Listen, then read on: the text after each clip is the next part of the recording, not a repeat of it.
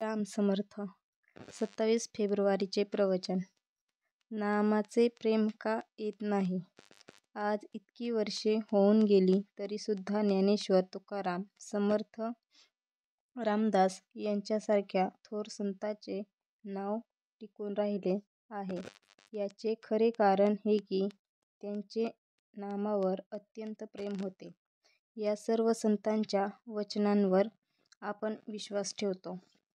त्यांच्याप्रमाणे नामाचे प्रेम आपल्यालाही यावे असे आपल्याला वाटते. पण ते प्रेम आम्हाला का उत्पन्न होत नाही याचा विचार आपण करायला पाहिजे. त्या नामाला उपमा देताना ते अमृतापेक्षाही गोड आहे असे त्यांना सांगितले. नामाला अमृताची उपमा देताना त्या अमृताच्या पलीकडे दुसरी गोष्टच नाही असे आपण म्हणतो. मग त्या नामाचे प्रेम आम्हाला का बरे नसावे? तर त्या नामाच्या आड काहीतरी येत असले पाहिजे हे खास. ज्याप्रमाणे आपण तोंडात साखर घातल्यावर आम्हाला जर ती गोड लागली नाही तर तो दोष साखरेचा नसून आमच्याच तोंडाला चव नाही असे आपण म्हणतो.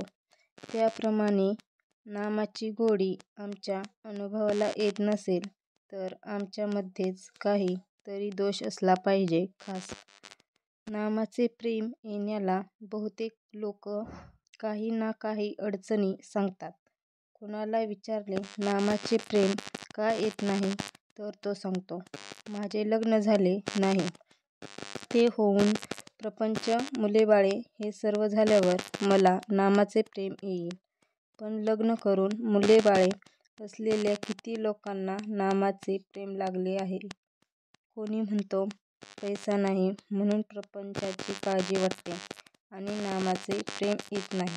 परंतु अगदी भरपूर पैसा असलेल्या किती लक्षाधीशांनी नामाचे प्रेम मिळविले आहे. कोणी म्हणतो या प्रपंचात बायको, मुले, आजारपण, शेतीवाडी यांच्या व्यापामुळे आम्हाला नामाचे प्रेम लागत नाही. तर कोणी म्हणतो प्रपंचात राहून मला आता कंटाळा आला आहे. मी आता संन्यास घेतो म्हणजे मला नामाचे प्रेम येईल. तर कोणी प्रापंचिक दुःखाला कंटाळून अगदी आत्महत्या करायला निघतो. अशा रीतीने सर्वजण ज्या परिस्थितीत असतात त्या परिस्थितीत नामस्मरणाला अडचणच सांगत असतात. नामाचे प्रेम न यायला खरोखरच परिस्थिती कारणीभूत आहे का याचा विचार आपण करायला पाहिजे.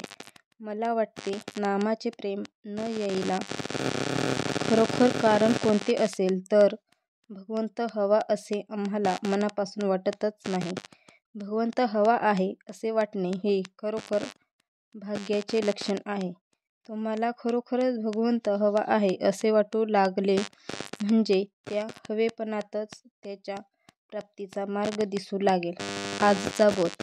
नामाची गोडी अशी विलक्षण आहे की ज्याला ती लागली त्याला स्वतःचे भान राहत नाही म्हणून नामाला वाहून घ्यावी.